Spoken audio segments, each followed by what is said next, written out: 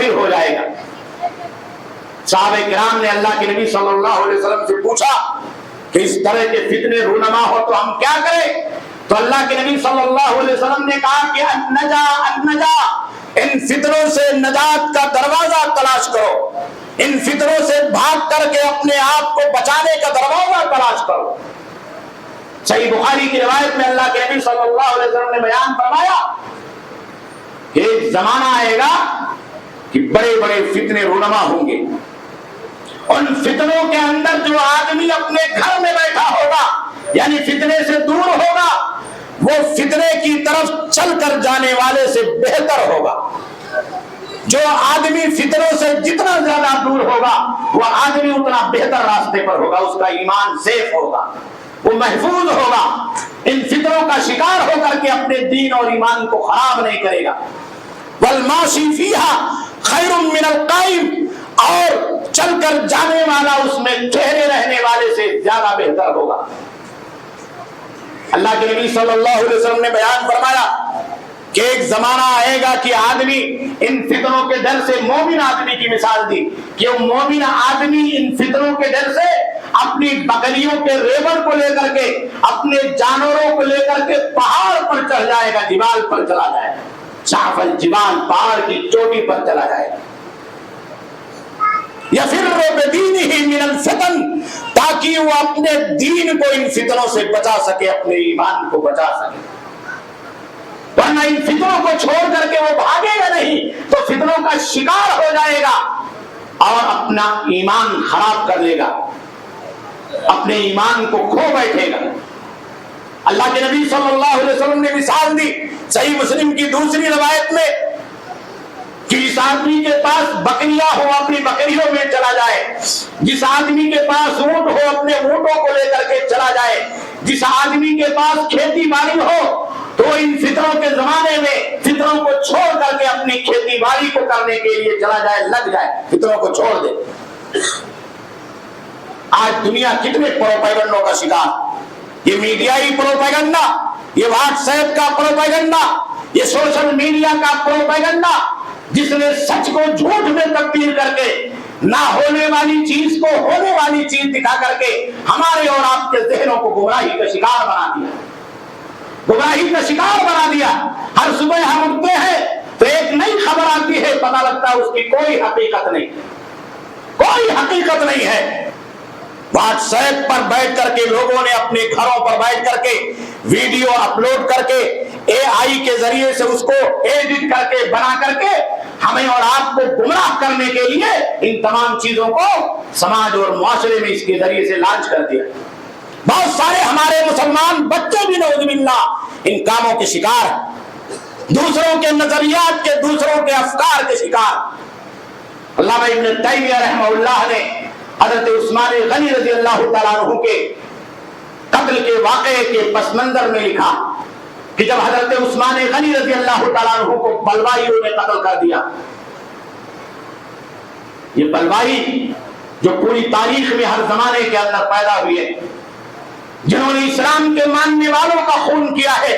جنہوں نے سنت پر چلنے والوں کا خون کیا ہے، جنہوں نے سنی ممالک کا صفایا کرنے میں دنیا کی بڑی بڑی طاقتوں کی مدد کی ہے، ہمیں اور آپ کو ان سے ہوشیار رہنا ہے، چوکنا رہنا۔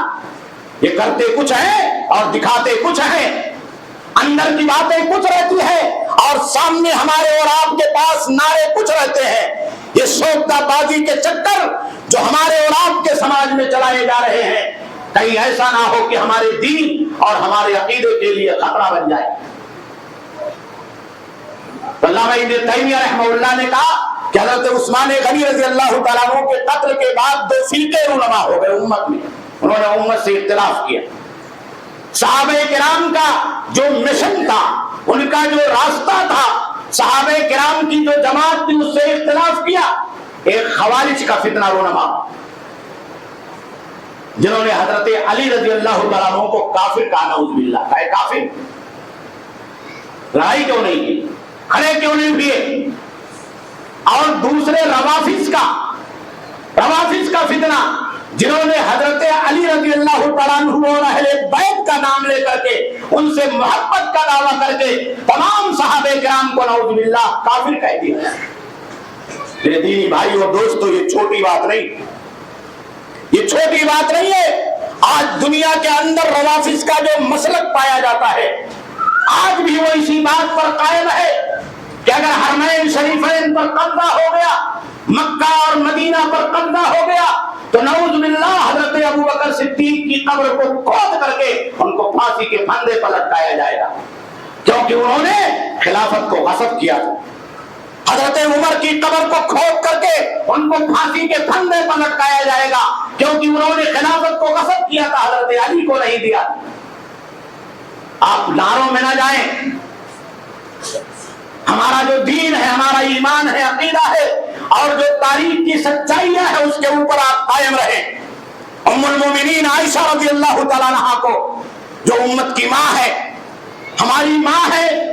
قرآن نے ان کی تصدیق کی ہے، پیارے نبی صلی اللہ علیہ وسلم کی گھر والی ہے، اللہ کے نبی نے جنت کی بشارت دی ہے، نعوذ باللہ ان پر زنا کی تہمت لگا دیں، کہتے ہیں اگر حرمین پر ہمارا قبضہ ہو گیا، مکہ اور مدینہ پر ہمارا قبضہ ہو گیا تو عائشہ کی قبر کو کھودیں گے، عائشہ کی قبر کو کھودیں گے یہ، اور ان کو زنا کی سزا دیں گے، قذف کی تہمت لگا کر کے رجم کریں گے، پتھروں سے سنسار کریں گے۔ میرے بھائیوں، کوئی معمولی بات ہے؟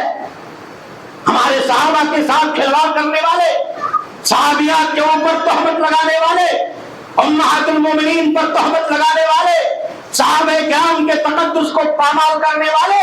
یہ دنیا کے اندر روئے، یہ دنیا کے اندر روئے، مرثیہ خاری کریں، عزاداری کریں، تعزیہ داری کریں، جو کچھ بھی کریں، ہمیں اور آپ کو کسی صورت میں ایکسپٹ نہیں کرنا، ان کے پروپیگنڈوں کا شکار نہیں ہونا۔ اور آپ دور نہ جائیے، ابھی عراق کا مسئلہ ہوا، ابھی شام کا سیریا کا مسئلہ ہوا، دوسرے سنی ممالک کا مسئلہ ہوا، آپ تاریخ اٹھا کر کے دیکھ لیجئے، آپ تاریخ اٹھا کر کے دیکھ لیجئے کہ جب ان سنی ممالک کا مسئلہ آیا تو ان لوگوں نے کیا ان سنیوں کا حشر کیا، کس طریقے سے 1.5 کروڑ سے زیادہ سنی مسلمانوں کو تباہ کرنے میں، ان کے گھروں کو بلڈوز کرنے میں ان لوگوں نے اپنی شراکت داری نبھائی، اپنا تعاون پیش کیا۔ کسی کے رونے اور دھونے سے اور نعرہ بلند کرنے سے کچھ نہیں ہوتا، سچائیوں پر ہمیں اور آپ کو قائم رہنا، اور ان سچائیوں کے پس منظر اگر کوئی دھوکے کی بات ہمارے اور آپ کے سامنے آتی ہے تو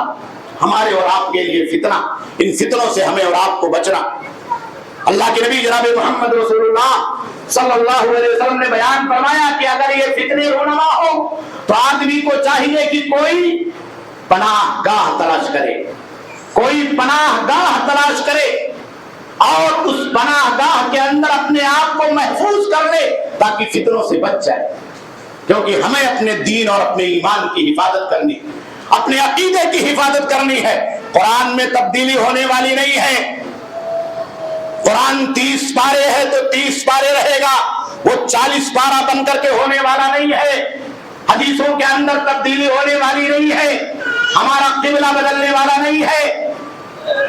ہمارا رسول بدلنے والا نہیں ہے، ہمارا کلمہ بدلنے والا نہیں ہے۔ میرے دینی بھائی اور دوستو، ہمیں اور آپ کو ہوشیار رہنا چاہیے، ان پروپیگنڈوں کا شکار نہیں ہونا چاہیے، بلکہ اللہ کے نبی صلی اللہ علیہ وسلم نے بیان فرمایا دجال کے پس منظر میں، کہا جب دجال ظاہر ہو جائے گا تو ایک مومن آدمی جو سچے ایمان پر ہوگا وہ سمجھ جائے گا کہ یہ دجال، اس کی ایک ہاتھ میں جنت ہوگی، ایک ہاتھ میں جہنم ہوگی۔ اللہ کے نبی نے کہا معاملہ اصل الٹا ہوگا، جو جنت ہوگی وہ جہنم ہوگی حقیقت میں، اور جو جہنم ہوگی وہ حقیقت میں جنت ہوگی۔ جو آگ میں چلا جائے گا وہ جنت میں چلا جائے گا، اور جو جنت تلاش کرے گا دنیا کے اندر دجال کے ہاتھوں پر وہ آگ میں چلا جائے گا، جہنم میں چلا جائے گا۔ تو ایک مومن آدمی پہچان لے گا جو صحیح ایمان پر ہوگا، صحیح راستے پر ہوگا کہ یہ دجال ہے، میں نہیں مانتا تجھ کو، میں نہیں مانتا تجھ کو کہ تو رب ہے، خدا ہے، چاہے آسمان سے بارش برسا دے، چاہے زمین سے سونا نکال دے، چاہے انگلی کے اشارے سے زمین پھٹ جائے، خزانہ نکلنے لگے، میں تجھ کو رب نہیں مان سکتا، میرا رب دوسرا ہے۔ تو اس دنیا کو چلانے والا. اور میرے نبی نے کہا تھا کہ ایسا جھوٹا آدمی پیدا ہوگا, دجال پیدا ہوگا, وہ قیامت کی نشانی ہوگا. تو دجال اس کے بدن کے 2 ٹکڑے کر دے گا, مار دے گا, پھر اس کے بعد اس کو جوڑ دے گا, زندہ ہو جائے گا, پھر بولے گا تو مجھے مانتا کہا, اب تو اور یقین ہو گیا.